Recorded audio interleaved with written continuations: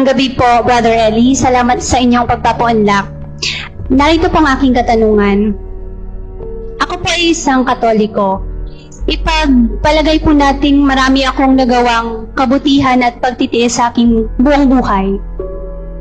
Kung ako po ay mananatiling isang Katoliko, is there any chance at all?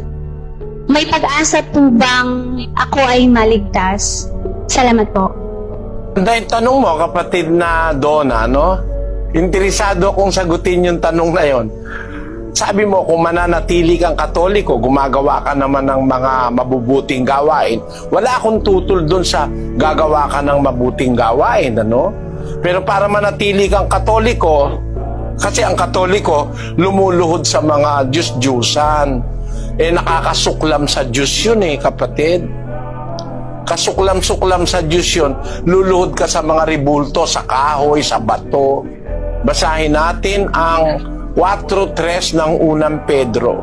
Sapagkat sukat na ang nakaraang panahon upang gawin ang hangad ng mga hentil at lumakad sa kalibugan, sa mga masamang pita, sa mga paglalasing, sa mga kalayawan, sa mga kayamuan, at sa kasuklam-suklam na pagsamba sa mga Diyos-Diyusan. Ayon sa Biblia, yung pagsamba sa Diyos-Diyos ang kasuklam-suklam.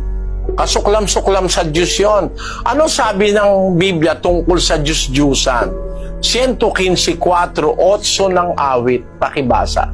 Ang kanilang mga Diyos-Diyusan ay pilak at ginto, yari ng mga kamay ng mga tao. Sila'y may mga bibig, ngunit sila'y hindi nangagsasalita. Mga matay mayroon sila, ngunit hindi sila nangakakakita. Sila'y may mga tainga, ngunit hindi sila nangakakarinig. Mga ilong ay mayroon sila, ngunit hindi sila nangakakaamoy. Mayroon silang mga kamay, ngunit hindi sila nangakatatangan. Mga paa ay mayroon sila, ngunit hindi sila nangakalalakad. Ni nagsasalita man sila sa kanilang ngalangala. Ang nagsisigawa sa kanila ay magiging gaya nila. Oo, bawat tumitiwala sa kanila.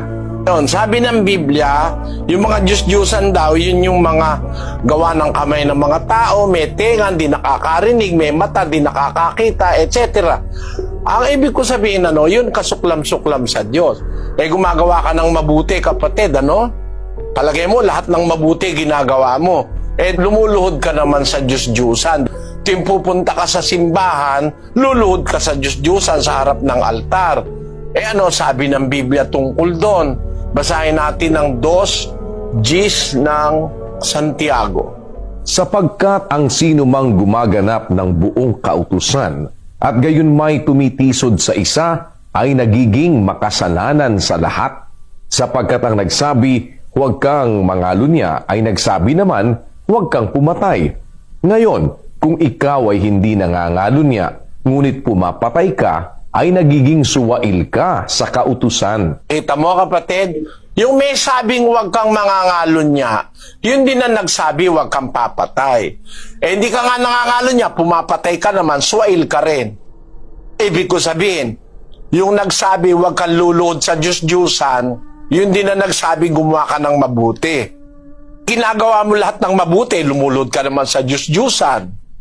Paano yun? Naintindihan mo, kapatid? Opo, maliwanag po.